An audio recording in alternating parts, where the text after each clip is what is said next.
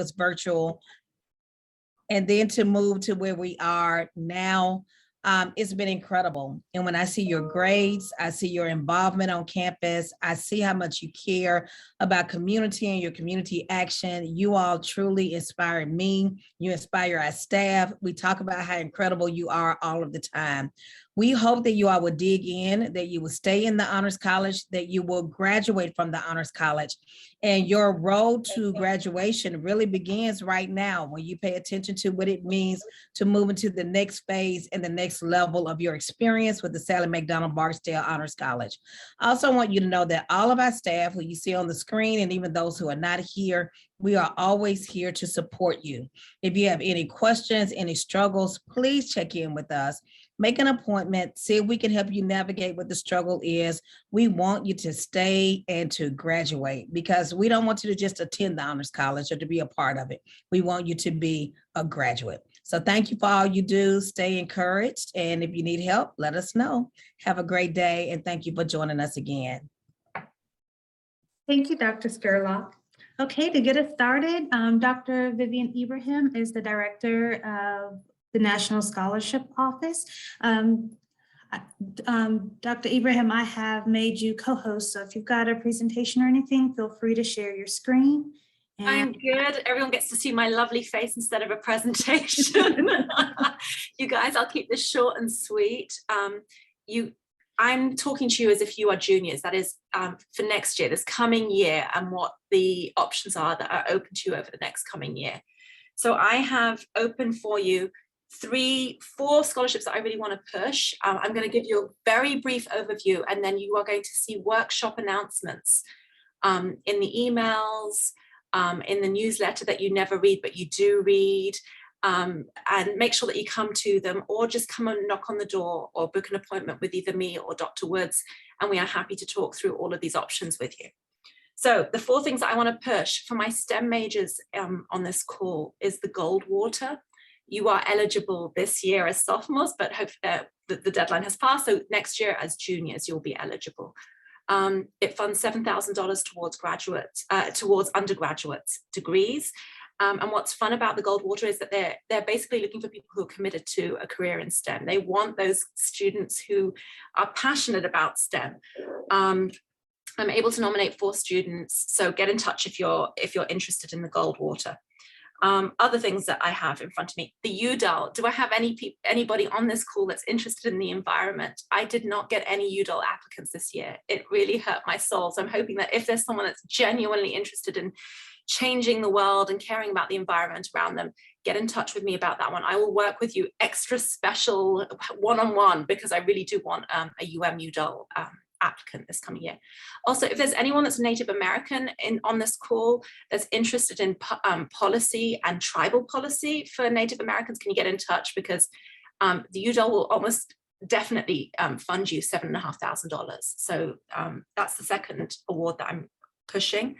The third award that I want to push is the Truman. You've all heard the huge news about our 3 finalists who are up for interview next week. So send them wonderful good vibes in your thoughts, but also think about what you might be able to apply and do next year. The Truman's looking for change agents. That's public servants, people who care about the public good. That can be defined in a multitude of ways. Think about what you're passionate about. That will fund $30,000 towards graduate education. And then finally, the one that I want to also make you aware of is the Boren. You are able to apply for the Boren any year. So you could apply this coming year, and it would fund a year abroad learning a critical language. So that's Arabic, Chinese, Russian these days, Swahili. There's a whole array of languages that it will fund, and that will be for the entire year. We traditionally do very well with the Boren, so I'm happy to work with you on that. So get in touch, you know where we are, and I'll leave it at that. Thank you, Rachel. Thank you, Dr. Ibrahim. At this time, I'd like to invite Dr. Salmons, since we're talking about funding, I'd like to invite Dr. Salmons to talk about honors opportunities. Dr. Salmons, if you've got, if you need to share your screen, Thank you, I will. Hold on a second though, because I've lost what I wanted to share.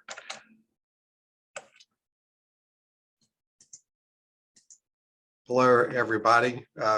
Glad to be with you today and hope you're not having to get out in the rainy weather too much. But I do want to use our website as a way to point you to some of the opportunities we have as far as funding. And it just so happens the first picture that comes up is our 3 finalists for the Truman. So we're excited about their opportunity and the possibility of them all receiving a Truman Scholarship. But I want to let you know about really 3 main opportunities we have as far as funding that really come into play even more when you're a junior and senior, although I have had a couple of sophomores receive funding in the last few weeks. So under the student link, which hopefully it will take us to, doesn't seem to be working. Let me just say that under the student link, you'll see a link for forms. I'm going to actually stop sharing. So, well, there we go. There's a link for forms. And under there, you'll find a number of different funding opportunities. The biggest one being the Honors Fellowship application. And then we also have funding for research funds and for conference travel funds. Excuse me. The honors fellowships are often used to help support studying abroad or supporting an unpaid internship experience, which often comes up in the summer.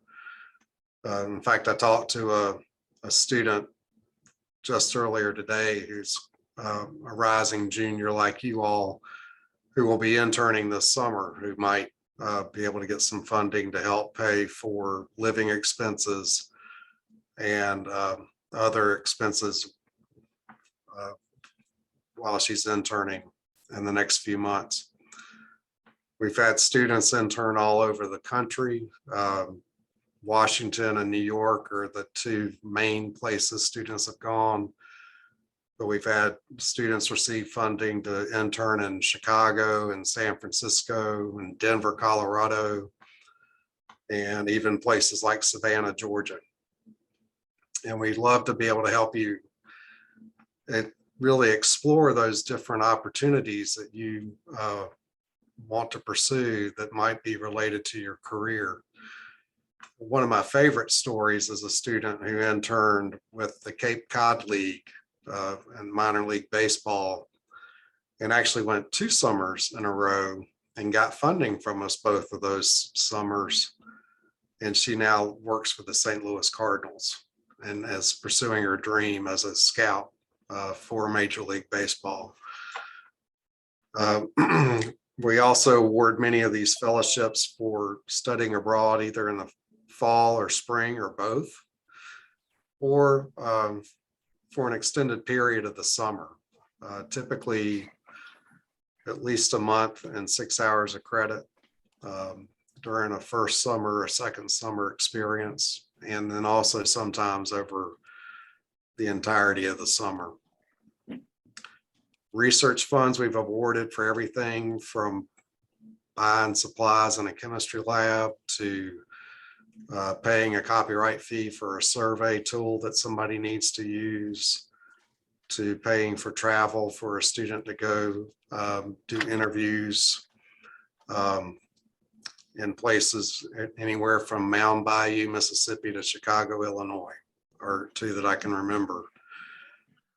And then conference travel funds are often awarded for work that you've done for your thesis, where you and your professor have decided to submit it to a conference in your field.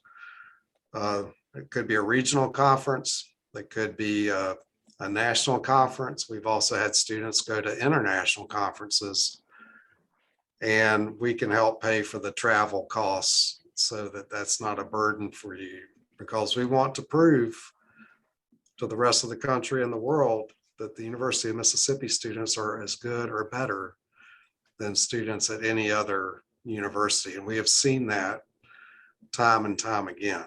So we're excited to help students with that. To give you some ideas of international travel, we had a math major who went to 2 international conferences, one in Spain and one in Hungary. And the math department paid for a travel to one of those conferences, and the Honors College paid for travel to the other one. We've had an international studies major present in China, and a psychology major present in London, and another student who presented in Canada. So you're not limited to the greater 48 states. But we've had students all over the United States as well, including a sophomore who just came back from San Diego, where she presented at the Society for Toxicology. So we want to help support you in these different endeavors. I do also want to remind y'all, I forgot to say this yesterday, about the Barksdale Award. You know, if you want to dream big about something that really is outside the scope of the standard study abroad or other regular experiences, and do something that's really a passion for you, think about applying for the Barksdale Award next fall. The deadline's usually in December. And then also, we've had to put a program on hiatus for a couple of years, excuse me, because of COVID. But we will be starting back our clinical shadowing program at the medical center. The first experience will be in January of 2023. The application will be due in the fall, and we'll send out word about that early in the fall semester. But you have the opportunity to shadow at the med school with third-year med students and with residents and the physicians, and really experience over a 2-week period what life is like in a particular area of medicine. So having said all that, I will stop sharing and turn things back to Ms. Coleman. Thank you, Dr. Sammons. At this time, I'd like to invite Dr. Yenter to speak on the capstone experience, your labor of love coming up in the next 2 years. Yeah, so let me say a little bit about the capstone. So it's something you're going to be hearing about a lot over the next couple of years in your life in the Honors College. What is the capstone? Let's start with the real basics. It's kind of your culminating project in the Honors College. It's something that allows you to conduct new research, take methods that you've heard described in classes and use them for yourself. It gives you opportunities to explore and learn in new ways. So is it distinct from your major capstone if you have one in your major? The answer is yes and no. You don't have to do an honors thesis that is separate from your major capstone. Many students choose to use that capstone as the basis for their honors thesis. If you are a double major, no, you do not have to do an honors thesis for each of your majors. Occasionally we'll have students do a kind of blended approach, but more often you choose either in your home department to do a thesis. Now, depending on what your home discipline is, you might already as a sophomore, say, be conducting research in a lab that will be the basis of your future thesis. For some of you, you might be taking classes and you might be just getting excited about a research topic, or finding out that you really connect with a certain professor and you want to set up future meetings with them to see if they have some project in mind for you, right? So here's where you're at right now. You do not need to know this moment at 4:16 p.m. What your capstone project is. You have time. Now, starting next fall, we are going to start asking you to begin thinking about that. Strong projects, usually we need to have an idea of what they are by the middle of next fall. We're going to ask for you to turn in a form by next November 1st that'll describe what it is that you're going to do. So what you're going to need to do by next November 1st is come up with what that research project is going to be, how you're planning to complete it in terms of what classes, and who your advisor is going to be. So then that potential advisor and the department chair will sign off on it. And then you're all set for spring of your junior year or into your senior year to be working on that capstone project. Now, the capstone project, you'll also hear it sometimes called the thesis. Really, though, as we conceive of it, there are three kinds of capstone projects. One version is you are doing the kind of research that I've been describing.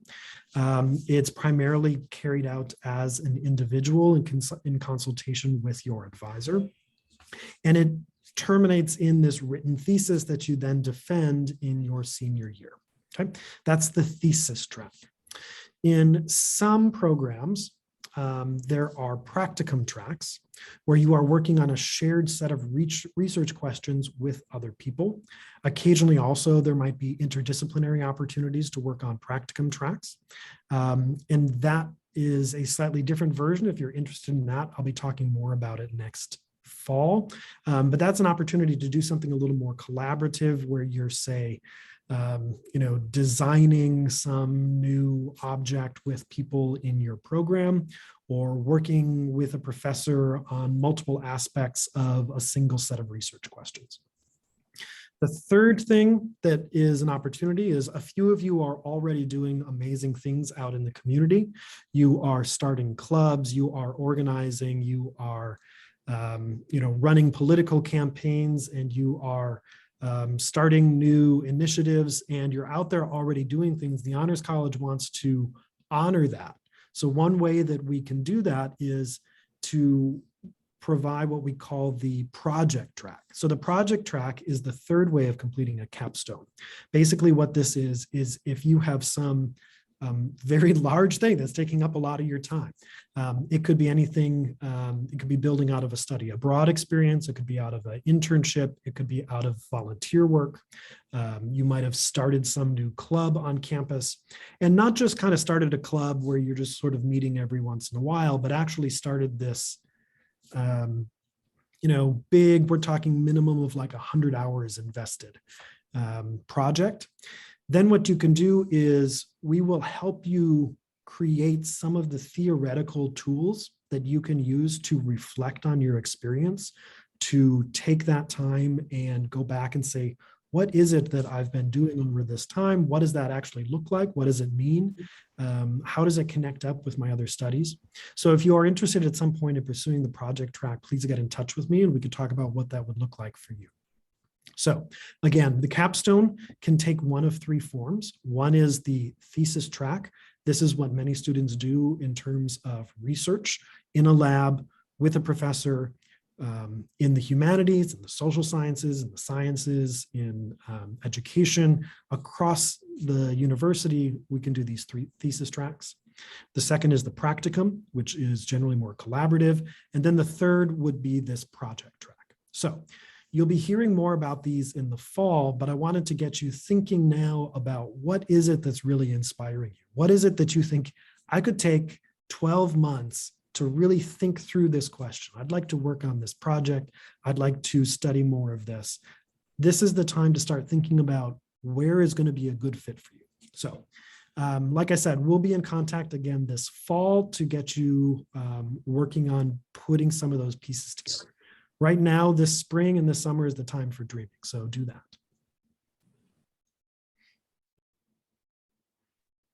Okay, thank you, Dr. Yenter. All right, to wrap this up, I'm going to go over your sophomore year requirements. I am going to share my screen. I do have visual aids for you. Okay, can everybody say that? Somebody thumbs up or say yes, please. Perfect. All righty, so we've gone over the agenda. I'm going to skip a few screens. All right, so sophomore year requirements.